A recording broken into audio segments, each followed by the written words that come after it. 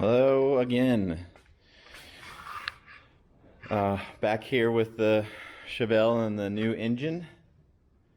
And I wanted to start a little bit of a series with it on just my progress of LS swapping it and how to really LS swap anything, starting with the basics. And then I'm going to get into this a little bit. But so you've got a million different ways to LS swap something. Starting out with like engine mounts and radiators and transmissions and drive shafts and all that. So I mean, it's a million different ways to do it. Chevy to Chevy is obviously going to be the easiest. So something with a small block is going to be pretty easy.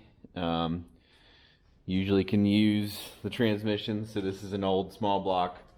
I could use this bell housing, but it uses a 10.5-inch clutch, and most of the LS stuff is all 11.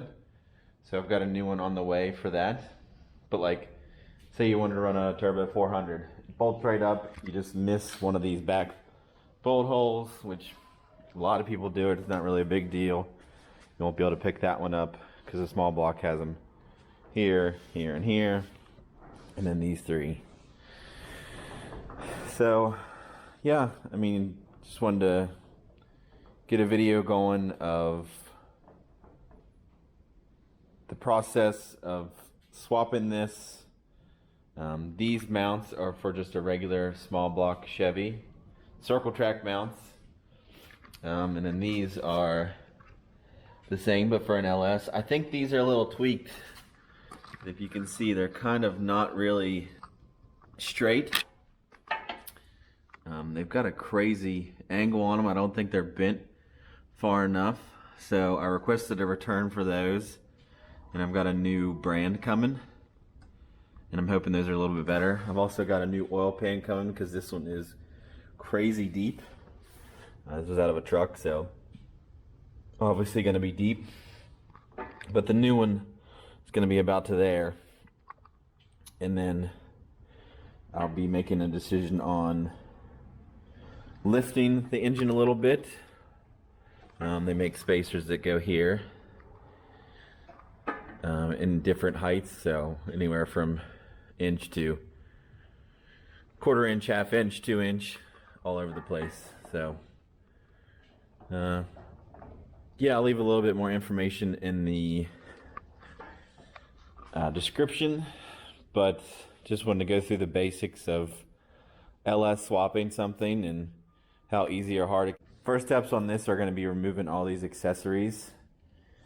I can't use this because it's going to stick the water pump or the alternator way too high, and I don't know if I'm going to be able to use the fan.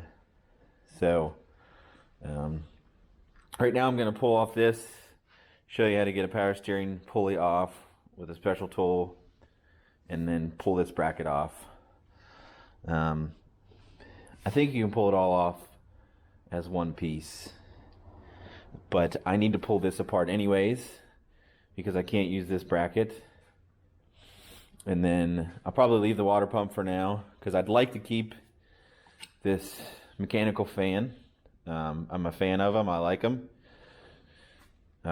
Electric fans are good too, but if you got a good fan shroud set up with a radiator and everything, then these things pump out good CFM. So, and they usually don't fail. I mean, everything obviously fails, but I just like a mechanical fan personally. So I'm gonna set the camera down and get some tools together and pull this apart. And then if I've got some time, I may even do a quick compression test. I gotta pick my son up from daycare here in about 45 minutes, a little longer. But just wanted to get a video out and go from there.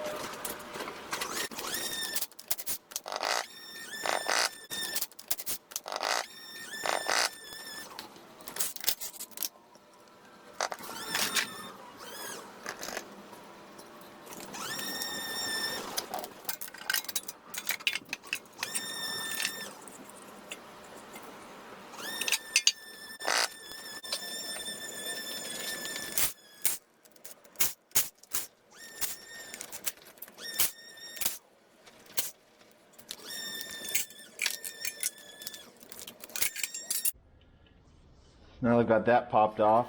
Anytime I take apart something that's not going to get back together for a while, a couple days, whatever, I like to put my hardware back on to what they came off of. Usually the easiest way to not lose stuff, just finger tight. That's all you need to do.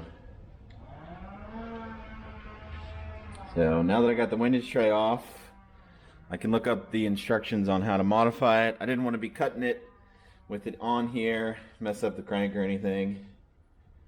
So, good time to look at the rods, the bearings, just see anything that's out of line. I can look up into the cylinder walls and see everything. I can see the cam, see if it's wiped. But yeah, these are the first couple steps of getting something LS swapped. You've got to figure out where it's going to sit. You got to change oil pan, how low it's going to sit in it, if you need to run different intakes to clear the hood, and everything in between. So I've got a little bit of work cut out for me with these mounts, but the mount that I just took off of there, it just doesn't sit flush on the mount. When I installed it, figure out how it sits here. So it sits like, no, it sits like that, and then it goes into the bolt hole. But it was sitting like this, so it gave it a bunch of angle. It was only hitting right here.